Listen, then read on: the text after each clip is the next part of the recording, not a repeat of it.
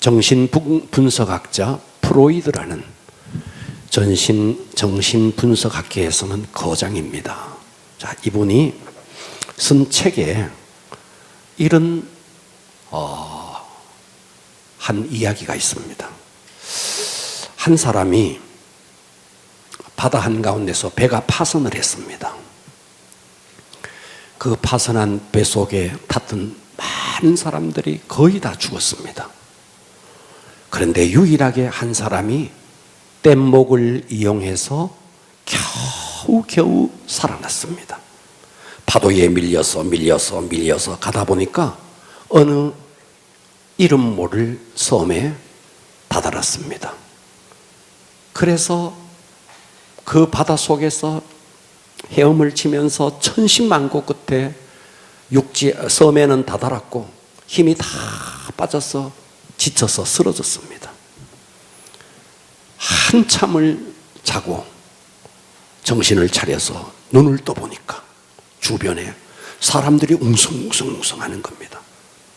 자기는 죽었다고 생각했는데 주변에 사람 소리가 막 들렸습니다. 이게 웬일인가?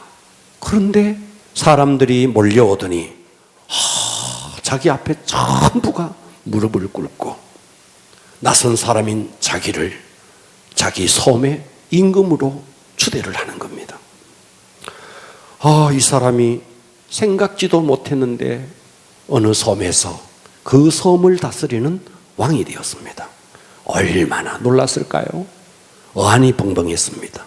꿈만 같았습니다. 이제 앉아서 그 섬을 다스리는 임금이 된 겁니다. 도대체 어찌 된 일인가?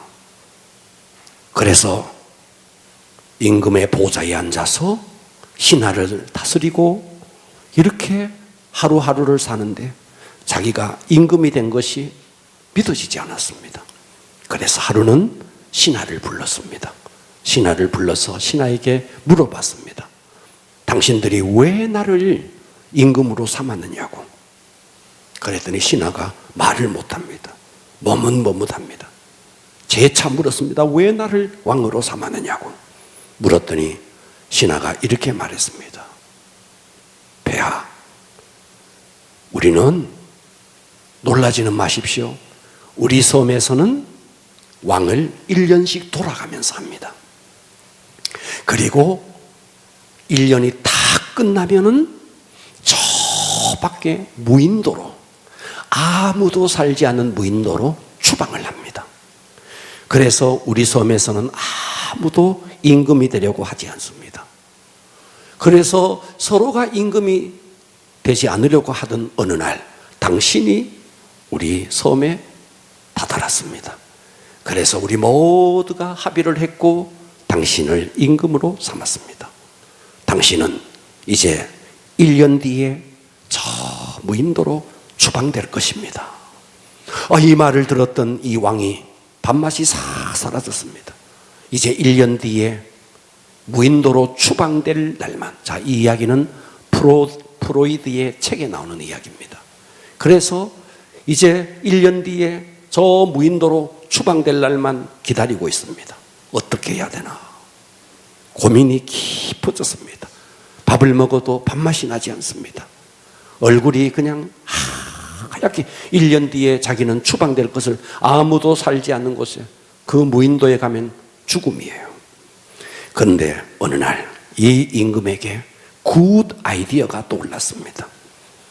그래서 신하들에게 명령을 냈습니다. 배를 지어라.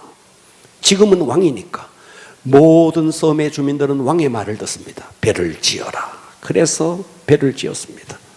그리고 이 섬에 있는 곡식을 실어서 사람들을 태워서 그 섬에 곡식을 심고 나무를 심게 만들었습니다. 기회만 있으면 곡식과 과일나무를 심고 기회만 있으면 사람들을 이주시켰습니다. 지금은 왕이니까 왕이 시키는 대로 모든 섬 주민들이 그렇게 합니다. 그리고 드디어 세월이 찼고 이 왕은 이제 저 무인도로 추방을 하게 되는데 왕이 쫓겨나는 그날 이 왕은 너무 당당했습니다. 왜냐하면 그 섬은 더 이상 무인도도 아니고 이미 과일이 주렁주렁 곡식이 익어가고 있고 이미 그곳에는 이주된 그런 사람들이 벌써 그 자리에서 다 자리를 잡고 살고 있습니다. 이 사람은 기쁘게 추방되어서 그리고 그 섬에 가서 그 모든 백성들의 환영을 받으면서 그 섬에서도 왕이 되었습니다. 자, 프로이드는 이 이야기를 통해서 우리에게 이런 이야기를 하고 있습니다.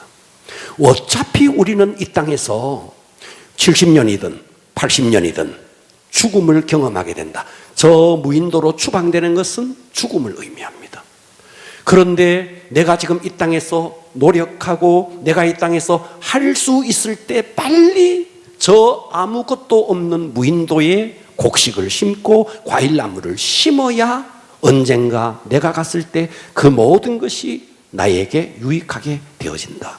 그렇기 때문에 우리가 이 땅에 사는 날 동안 어떻게 살아야 가장 지혜롭게 사는 것인가 하는 것을 프로이드가 이야기하고 있습니다. 할렐루야. 자, 오늘 이제 면류관에 대해서 마지막 이야기를 하면서 이 면류관의 본질이 뭔가, 도대체 면류관이라는 게 뭔가. 자, 면류관은 성도가 주님 앞에서 받을 상급인데 도대체 이 면류관의 의미가 뭔가. 여러분, 우리가 일평생 신앙생활을 해놓고 정작 그 무인도에 가봤더니 어차피 우리는 이 왕이 쫓겨나듯이, 무인도에 쫓겨나듯이 우리는 이 땅에서 목숨은 반드시, 이 육신의 목숨은 끝이 납니다. 여러분들은 아직도 천년 만년 살 것처럼 그런 마음으로 살겠지만 그렇지 않습니다. 우리 교회 시니어들, 벌써 이 자리에 있었던 시니어들 가운데 많이 우리가 장례식을 치러서 이미 천국으로 보내드린 분들 많습니다. 예. 그렇듯이 여러분들도 언젠가 왕이 쫓겨나듯이 이 땅에서 삶을 끝내야 됩니다. 그런데 그 땅에 가봤더니, 그때 가봤더니 옮겨놓은 것만 내 것이 되는 거예요. 이 땅이 전부인 줄 알고 이 땅을 위해서 살면 그때 가면은 참 낭패를 당합니다. 자, 오늘 계시록 4장 10절을 보십시오. 계시록 4장 10절에 보면 24장로가 나와요. 자, 이 24장로는 누구냐 하면 신약과 구약을 합친 구약의 12지파, 신약의 12제자, 다시 말해서 신구약을 합친 모든 성도들의 대표가 24장로입니다. 그러니까 여기서 24장로는 모든 성도의 대표격입니다. 자, 이들이 보좌에 앉으신 이 예수님이죠. 그 예수님이 계신데 그 앞에 다 엎드려 있습니다. 엎드려 세세토록 살아계시는 이 예수님입니다. 그분 앞에 경배하고, 그 다음에 뭐예요? 자기의 관, 예수님으로부터 받았던 그 관, 면류관을 오히려 보좌 앞에 다 드리고 있습니다. 보좌 앞에 드리며 그들이 말합니다. 뭐라고? 우리 주 하나님이여, 영광과 존귀와 권능을 받으시는 것이 합당하오니 주께서 만물을 지으신지라 만물이 주의 뜻대로 있었고 또 지으심을 받았나이다. 이 땅에 있는 모든 것이 하나님의 뜻대로 있었고 이 땅에 있는 모든 것이 하나님의 뜻대로 지어졌습니다. 자, 오늘 이 마지막에 따라서 합니다. 면류관의 본질. 오늘은 면류관의 본질이 뭔지에 대해서 한번 깊이 은혜 받기를 축복합니다. 첫 번째, 면류관은요, 성도의 수고가 면류관입니다. 여러분, 가만히 있는 사람이 받는 게 아니고 이 땅에서 성도의 수고가 그 땅에, 그 천국에 가보면 그게 다 면류관이 되어 있는 겁니다. 지금 여기에 24장로들이 면류관을 쓰고 있대요. 쓰고 있대요. 자기 관이라 그랬지만 여기서 자기 관은 면류관입니다. 그래서 이 자기 관은 어떻게 해서 받은 건데 이 24장로는 모든 성도의 대표인데 그들이 이 땅에서 노력하고 수고한 대가를 머리 위에 쓰는 거예요. 그것을 하나님께서 면류관으로 주는 겁니다. 자, 여기서 우리는 구원과 상급을 잘 생각해 보셔야 되는데 우리가 구원받습니다. 여러분, 이 구원은 선물입니다. 구원은 하나님께서 우리가 어떤 행위, 어떤 우리의 공로로 우리를 구원시켜 주는 건 아닙니다. 구원은 오직 예수 그리스도의 공로로 주어지는 겁니다. 동의할 수 있어요? 구원은 공로로 주어지는 겁니다. 예수님의 피값으로 주어지는 겁니다. 그런데 구원과 상급은 뗄래야 뗄 수가 없습니다. 왜 그러냐 하면 자, 우리가 이 세상에 살면서도 자, 앞집에서 떡을 한 접시를 가지고 왔어요. 그러면 우리가 돌려줄 때 그냥 가능한 빈 접시를 주지 않고 나는 그러면 과일 한 접시, 떡을 한 접시 가져갔으면 과일 한 접시, 뭔가 우리는 기브 앤 테이크를 하려고 하는 게 인간의 습성입니다. 그렇듯이 하나님의 나라는 반드시 우리가 하나님께서 우리에게 선물로 줘서 떡 한 접시가 아니야, 영원히 죽을 수밖에 없는 지옥의 불쏘시개가 될 나에게 예수님이 십자가의 피 흘림의 공로를 통해서 나에게 구원을 주셨어. 어마어마한 이 엄청난 구원이라는 선물을 주셨습니다. 그러면 이 어마어마한 떡 한 접시를 누가 가지고 와도 우리는 과일 한 접시를 주는 마당에 그 어마어마한 그런 구원의 선물을 받은 자가 하나님 앞에 아무것도 하지 않고 주님 앞에 설 수 있느냐? 있을 수가 없는 거예요. 그래서 구원을 제대로 깨달은 자는, 구원의 가치를 제대로 아는 자는 구원은 바로 뭐가 연결되어 있느냐? 상급과 연결되어 있습니다. 다시 말해서 진정으로 예수님의 십자가가 믿어지고 십자가의 은혜가 믿어지는 사람은 우리는 그대로 있을 수가 없는 겁니다. 할렐루야. 그래서 그 구원의 감격 때문에 그 주님을 사랑하고 그래서 영혼을 구원하고 교회에서 이런저런 우리가 수고를 합니다. 그런데 우리는 주님 앞에 감사해서 수고했는데 그 수고의 결과로 하나님은 구원만이 아니라 하늘에 갔을 때 우리에게 선물을 주니 또다시 우리가 면류관을 주니 그것이 상급이라는 거예요.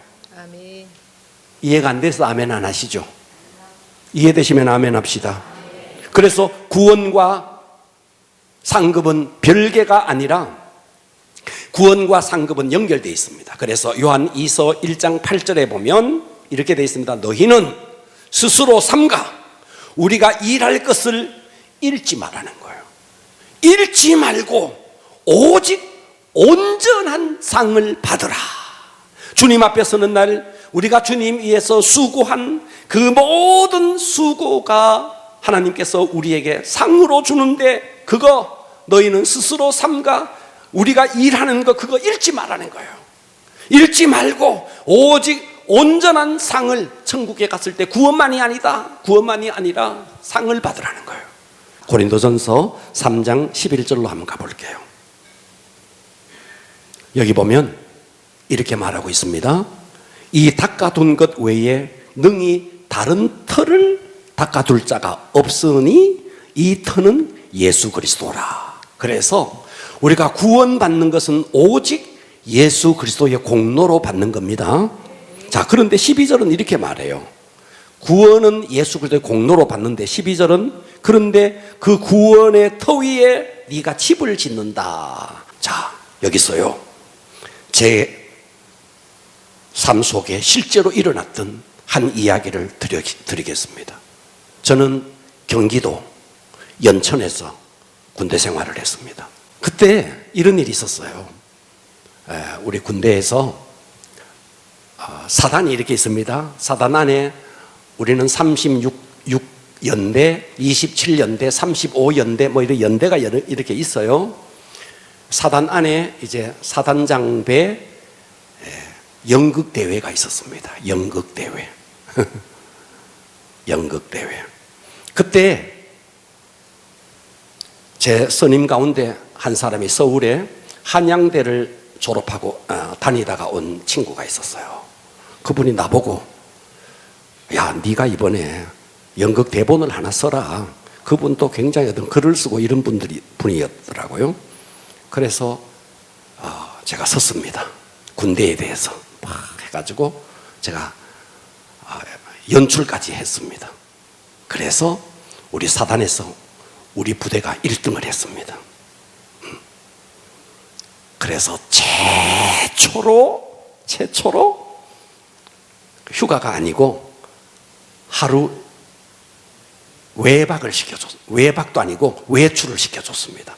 외박은 하룻밤 자는 거고 외출을 시켜줬습니다. 그래서 경기도에 가면 이름이 생각 안 나요. 전곡이라는 곳이 있는데 그 전곡이라는 조그마한 소도시입니다. 읍입니다. 거기 나가서 그때 제가 이제 교회를 안 다닐 때니까요. 교회는 다녔습니다.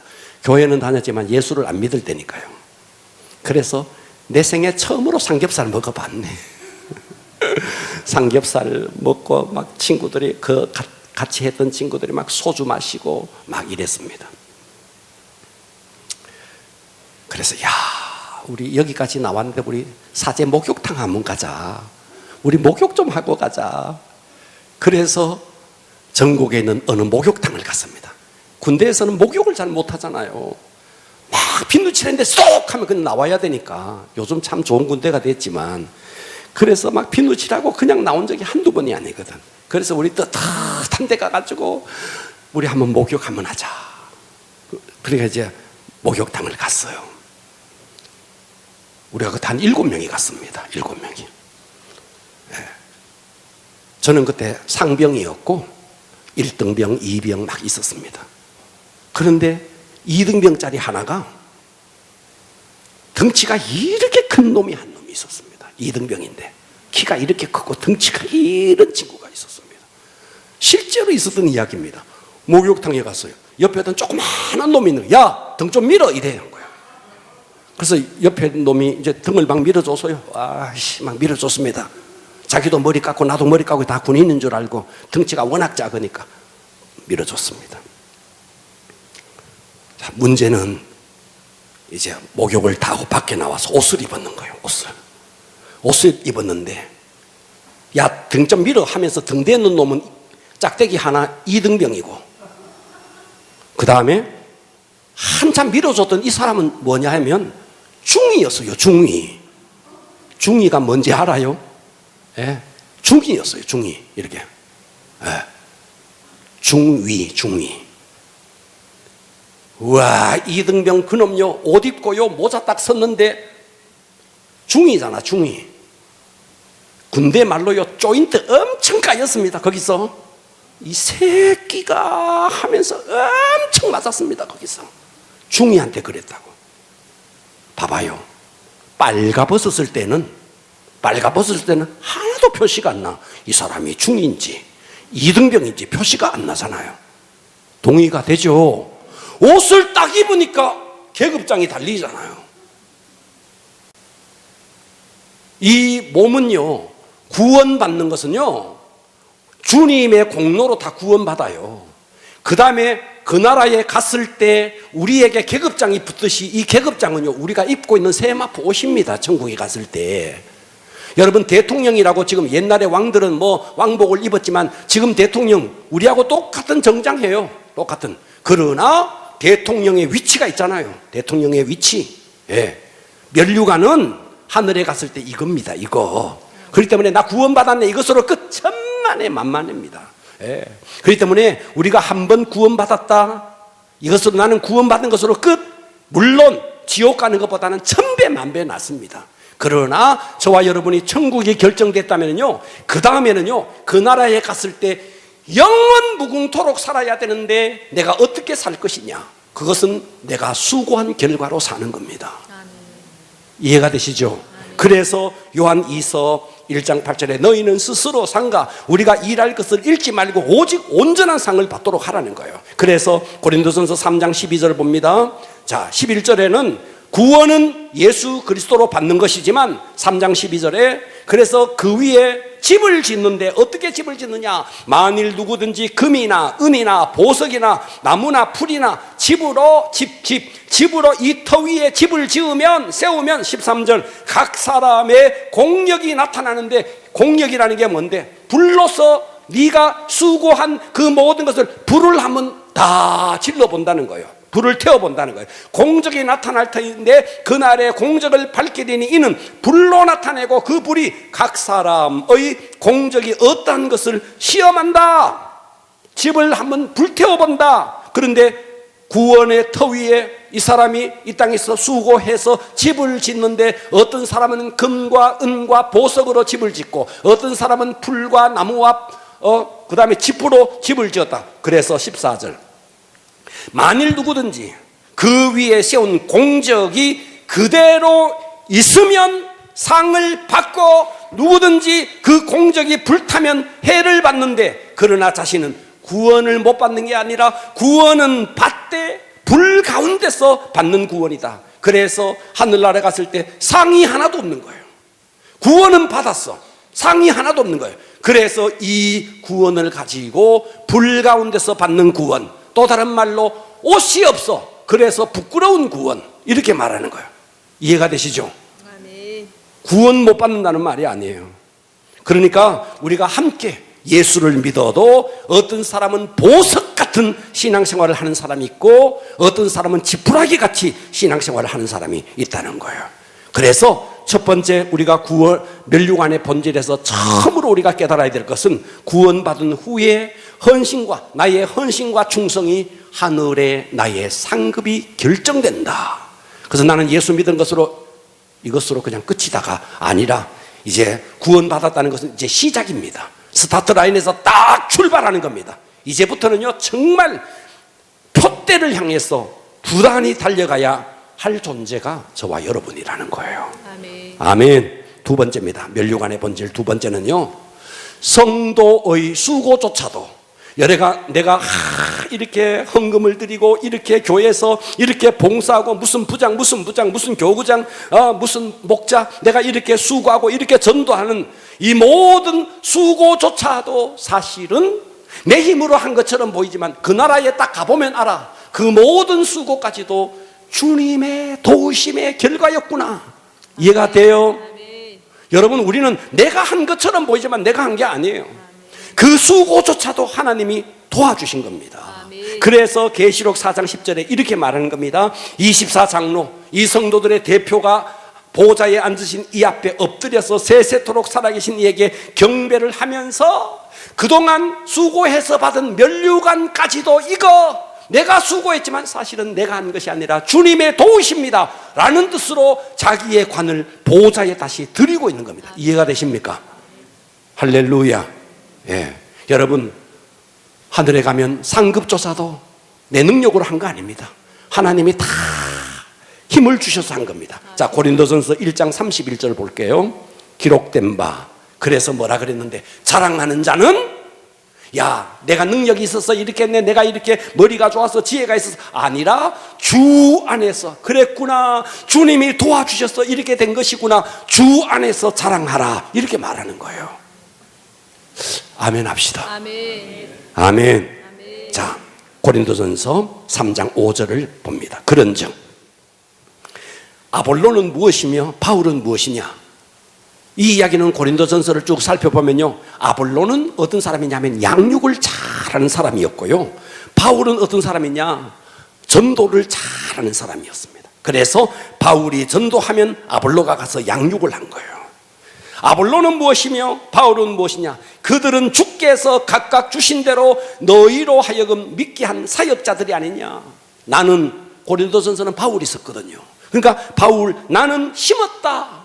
복음이 그 영혼에게 예수를 믿을 수 있도록 구원받을 수 있도록 심었다. 아볼로는 그에게 그 심은 나무에 물을 주었다. 양육했다는 말이죠. 나는 심었고 아볼로는 물을 주었을 때 그러나 심고 물을 준다고 해서 그 식물이 자라는 게 아니다.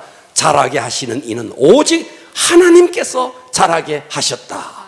그러니까 식물의 열매가 맺히는 게 농부가 잘해서가 아니다. 하나님께서 햇볕을 주시고 하나님께서 비를 주시고 하나님께서 이렇게 하셨기 때문에 자라는 거다. 이해되십니까? 7절 봐봐요. 그런즉 심는 이나 전도하는 자나 물 주는 이나 양육하는 자나 이거 알고 보면 아무것도 아니다. 사실은 누가 하느냐? 오직 자라게 하시는 이는 하나님 뿐이시다. 내가 전도하는 것이 내 능력이 아니라 하나님이 하게 하셨고, 내가 양육하는 것이 내 능력이 아니라 하나님이 하게 하셨고, 그래서 그 영혼이 자라게 하는 것은 결국 하나님이 하신 것이다. 그래서 우리의 수고조차도 씨를 뿌렸지만, 물을 줬지만, 그러나 거두시는 분은 하나님이시다. 그래서 우리는 하나님 앞에 가서 이렇게 고백해야 됩니다. I am nothing. 나는 아무것도 아닙니다. God is everything. 하나님이 전부입니다. 그래서 8절 심는 이와 물 주는 이는 한 가지이나 각각 자기가 그러나 내 능력이 아니라 주님의 능력으로 했지만 심는 이 전도하는 것이나 물 주는 이 양육하는 것이나 한 가지나 각각 그러나 자기가 일한 대로 자기의 상을 받는다 하는 거예요. 아멘. 할렐루야. 그러니까 우리는 이 마지막에 이 면류관의 본질에 대해서 그렇구나. 면류관은 성도의 수고의 결과로 하늘나라에서 영원히 받는 것이구나. 여러분 달리기 1등 해가지고 받는 종이 공책 한 권 그 정도가 아닙니다. 영원히 결정. 우리는 어차피 구원받아요. 구원받은 이후에 내가 어떤 존재로 하나님 앞에 설 것이냐, 그것은 내가 수고한 대로 하나님이 면류관으로 주는 것인데, 그런데 그 수고조차도 사실은 내가 한 것이 아니라 하나님이 도와주셔서 된 것이다. 아멘. 그래서 우리는 면류관에 대해서 내가 교회 안에서 내가 이렇게 전도하고 내가 이렇게 양육하니까 내가 잘났어 하는 순간 그것은 전부 다 지푸라기가 되고, 그 모든 것은 나무가 되고 풀이 되는 겁니다. 그러니까 우리는 어떻게 해야 되는데, 나는 아무것도 없습니다. I am nothing. 나는 아무것도 없습니다. 하나님이 모든 것이 됩니다. 자랑을 하더라도 나를 자랑하지 말고 나를 도우신 주님을 자랑하는, 아멘. 이것이 면류관의 본질이라는 거예요. 아멘. 창세기 14장으로 한번 가볼게요. 창세기 14장에 잘 성경을 한번 봅니다. 아브라함이, 봐봐요, 아들 나홈이 당시에 최초 전쟁이 벌어졌습니다. 그래서 롯이 포로로 끌려갑니다. 그래서 아브라함이 이 롯을 구원하기 위해서 최초 전쟁이 벌어졌는데, 자 17절 아브라함이 그돌라오멜과 그와 함께한 왕들을 쳐 부수고, 전쟁이 일어났습니다. 아브라함이 쳐 부수고 돌아올 때에 소돔 왕이 사회 골짜기 곧 왕의 골짜기로 나와 아브라함 그를 영접하였고, 살렘 왕 멜기세덱의 떡과 포도주를 가지고 나왔으니 그는 지극히 높으신 하나님의 제사장이었더라. 그는 그 제사장이 아브라함에게 축복합니다. 아브라함에게 축복하여 이르되 이렇게 말합니다. 천지의 주제이시여 지극히 높으신 하나님이시여 아브라함에게 복을 주시옵소서. 너희 대적을 네 손에, 아브라함 너희 손에 붙이신 지극히 높으신 하나님을 찬송할지로다. 이 구절을 잘 보십시오. 아브라함아, 네가 능력이 있어서, 네가 지혜가 있어서 한 게 아니다. 너희 대적을 네 손에 붙이신 분이 있다. 네가 전쟁에 이길 수 있도록 하신 분이 있다. 그분이 누구냐? 지극히 높으신 하나님이다. 그분을 찬송할지로다 하니까 아브라함이 전리품으로, 전쟁을 해서 얻었던 전리품으로 그 얻은 것에서 11조를, 10의 1조를 멜기세덱에게 드렸더라.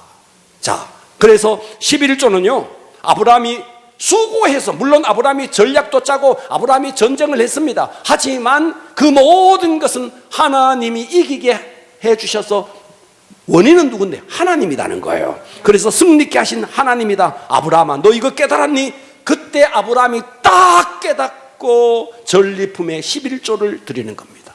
자, 여러분 11조 드리는 게 왜 어려울까요? 11조 드리는 게 어려운 것은요, 내가 수고해서, 내가 땀 흘려서, 내가 직장을 잡고 내가 애써서 번 돈인데, 저거 내 돈인데, 피 같은 돈인데 생각하니까 우리는 11조 드리기가 대단히 어려워지는 거예요. 그러나 잘 생각하십시오. 여러분, 나에게 건강 주신 분도 하나님이시고, 나에게 지금 생명 주신 분도 하나님이시고, 지옥 가야 할 나를 구원시켜서 하나님의 백성 삼아 주신 분도 하나님이시고, 생각해보면 이 땅에 하나님의 은혜가 아닌 게 없는 거예요. 이것을 깨닫는 자는 직장도 하나님의 은혜로, 건강도 하나님의 은혜로, 오늘 이 시간 내가 공기를 호흡하는 것도 하나님의 은혜로, 만일 하나님이 공기를 걷어가 버리면 바로 시체가 되는데 이 모든 것은 다 하나님의 은혜다라는 사실을 깨달으면 11조 드리는 건 사실은 굉장히 쉬워지는 거예요. 왜냐? 모든 원인자가 하나님이시기 때문에.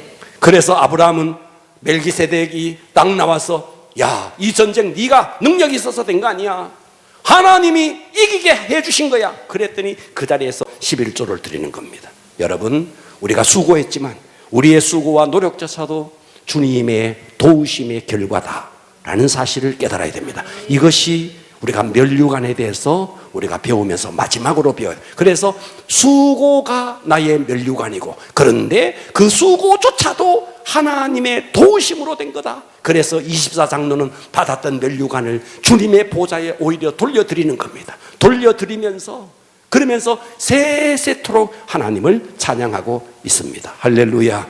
우리 주님 앞에 갔을 때 공책 몇 권이 아닙니다. 영원히 결정되는 겁니다. 제가 군대에 있을 때 그 기억하십시오. 딱 벗었을 때는 그가 2등병인지 1등병인지 중위인지 대위인지 모릅니다. 옷을 입어보니까 다 결정나는 겁니다. 우리가 구원받는 것만이 목적이 아닙니다. 구원받았다면 그 이후에 내가 하늘나라에 갔을 때 10골 다스릴 권세자가 될지, 5골 다스릴 권세자가 될지, 아니면 저 변방에, 여러분 서울이 그냥 여러분 생각에 63빌딩이 있고 롯데타워가 있고 그런 줄만 아십니까? 아니요. 달동네도 있고 아직도요 전기도 제대로 들어오지 않아서 어려운 그런 곳도 있습니다. 천국이 다 똑같을지 아십니까? 절대로 그렇지 않습니다. 할렐루야. 심은 대로 거두는 나라가 천국이지, 심지도 않는데 거두는 게 아니라는 겁니다. 자, 세 번째, 면류관의 본질 세 번째는, 천국은 어떤 곳이냐? 천국은 그래서 내가 받았던 수고의 결과로 받았던 면류관조차도 주님 앞에 온전히 돌려드리면서 영원토록 우리의 구원자이신 예수 그리스도를 찬송하는 나라가, 이게 천국이라는 거예요. 여러분, 천국에 가면요 설교가 더 이상 없습니다. 네, 그 나라는 설교가 없습니다. 그래서 천국에 가면 실업자가 될 사람은 저예요. 이 땅에서는 아직도 마귀와의 싸움 속에서 계속해서 성도가 넘어지고 시험 들고 하기 때문에 하나님은 목회자를 허락해서 하나님의 말씀을 계속 선포하고 또다시 일으키고 또다시 일으키죠. 천국에 가면 더 이상 마귀가 없어. 시험 들 일도 없어. 넘어질 일도 없어. 주님이 바로 우리 앞에 보여. 그렇기 때문에 그때는 더 이상 말씀도 필요 없어. 그때는 오직 나를 구원하여 주신 예수 그리스도, 그분을 향해서 영원무궁토록 찬양을 드리는 곳이 바로 천국이다 하는 겁니다. 계시록 4장 11절, 우리 주 하나님이여, 봐봐요, 영광과 존귀와 권능을 받으시는 것이 합당하오니. 영어 성경에 보면 합당하다는 말은 worthy, worthy, 뒤에 여러분 번데기 발음 아시죠? 예? worthy, 가치라는 말이에요. 가치. 다시 말해서 하나님이여 영광과 존귀와 권능을 받으시는 것이 합당하다. 이것이 정말 가치 있는 일이다. 그래서 여러분, 우리가 이 땅에 살면서도 정말 주님 앞에 온 마음을 다해서 그분을 높여드리는 찬양의 삶을 살아야 합니다. 제가 지난 주일 또 말씀드렸어요. 우리가 찬양의 삶을 산다는 것은 한 곡조 뽑아 올리는 게, 그게 찬양하는 게 아닙니다. 우리가 삶 속에서 늘 심령 속에 주님을 품고 주님을 높여드리는 삶 자체가 예배가 되는 것이 찬양의 삶입니다. 그래서 천국은 영원무궁토록 나를 구원하여 주신 예수 그리스도, 그분을 찬양하는 것이 천국입니다. 아멘. 할렐루야. 자, 마지막 제가 이 이야기를 하고 오늘 말씀을 마치겠습니다. 우리가 이 땅에 살다 보면 간혹 참 불의한 일을 당할 때가 있습니다. 어떤 불의한 일을 당하느냐 하면 돈을 떼이기도 하고요. 어떤 사람 돈 빌려가가지고 돈을 안 갚아요. 그리고도 아주 떵떵거리며 잘 살아요. 오늘 우리 송명희 씨가 그러대요. 돈을 그것도 지금으로부터 30년 전에 5천만 원을 빌려가가지고 안 준대요. 30년 전에 5천만 원은 지금의 5억입니다. 5억. 엄청난 돈. 그것을 떼먹었대요. 어떤 놈이. 근데 내보고 그래요. 그 사람 잘 사는데요. 얼마나 속 터지겠어. 나는 못 사는데 그놈은 돈 떼먹고 잘 사니까 얼마나 속 터지겠어. 그런데 여러분, 그런 일이 이 땅에 실제로 일어납니다. 실제로 일어나요. 그런데 걱정할 거 하나도 없습니다. 왜냐하면 하나님의 나라는 반드시 공의가 드러납니다. 반드시 드러납니다. 이런 일이 있었습니다. 구소련 소비에트 연방이죠. 실제로 있었던 일입니다. 구소련의 한 농장에서, 그때는 공산주의니까요, 그래서 공동으로 수확하고 공동으로 분배하는 그런 시대입니다. 그래서 농부들이 밭을 분배받고 농사를 짓습니다. 농사를. 그래서 강냉이도 심고 뭐도 심고, 그래서 다 함께 농사를 지어서 공동으로 생산하고 공동으로 그것을 팔아가지고 분배를 했습니다. 그런데 그 가운데 어떤 사람은 예수를 잘 믿는 사람도 있었고 예수를 믿지 않는 불신자도 있었습니다. 그런데 이 불신자는 농사를 지으면서 화학 비료를 막 묻혔습니다.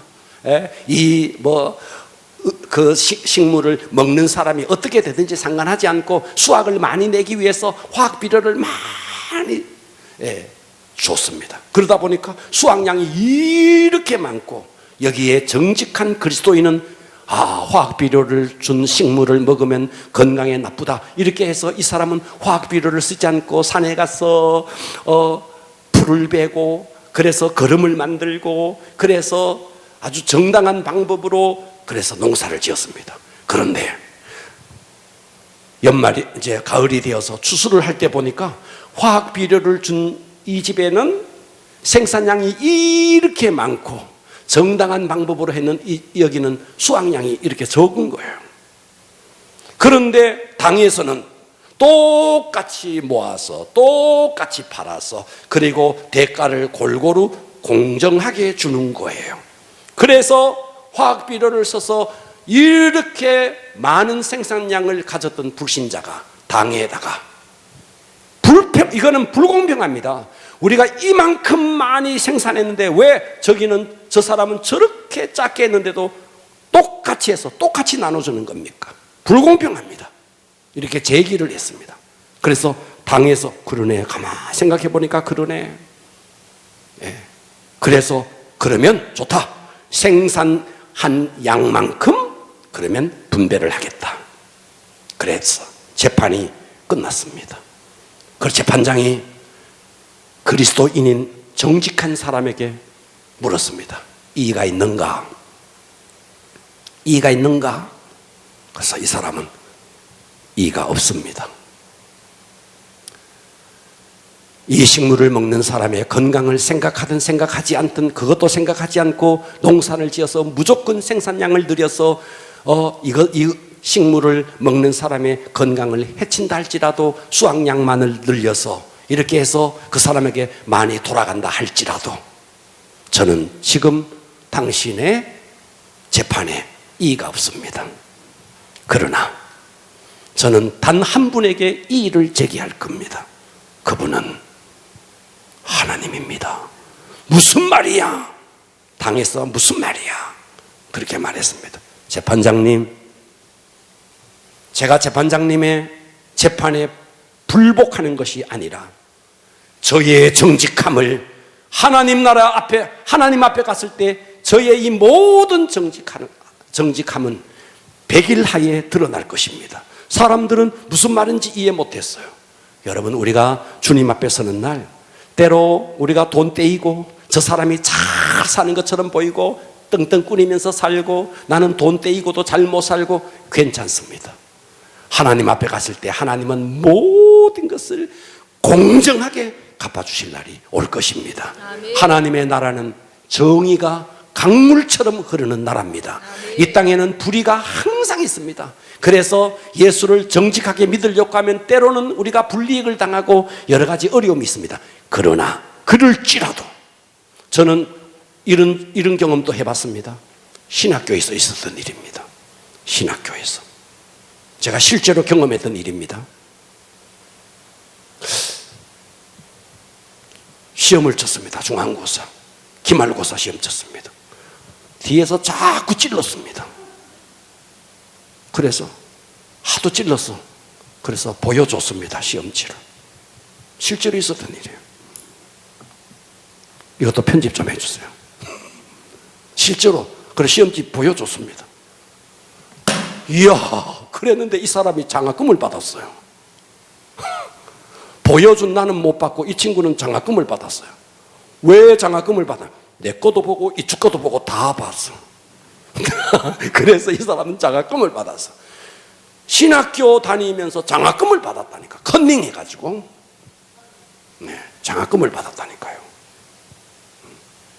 그래서 저는 신학교 다니면서 진짜 빈궁하게 살았습니다.